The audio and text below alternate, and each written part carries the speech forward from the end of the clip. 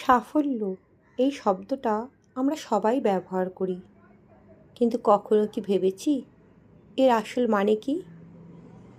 সাফল্য আসলে কোনো একরকম নয়, এটা একেবারেই ব্যক্তিগত।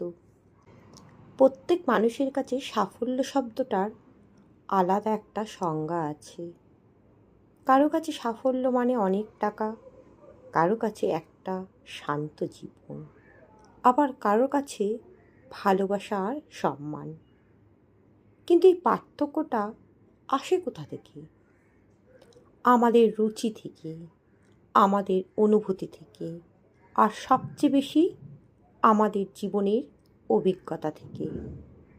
যে মানুষটা অনেক কষ্ট দেখেছে তার কাছে সাফল্য মানে হয়তো একটু নিশ্চিন্তে বাঁচা, আর যে সব কিছু পেয়েও শান্তি পায়নি তার কাছে সাফল্য মানে ভেতরের শান্তি। তাই অন্যের চোখে সফল হওয়ার চেয়ে নিজের চোখে সন্তুষ্ট হওয়াটা অনেক বেশি গুরুত্বপূর্ণ।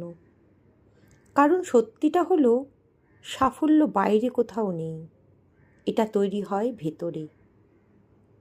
তাই আজ নিজেকে একটা প্রশ্ন করো, তোমার কাছে সাফল্য মানে কি?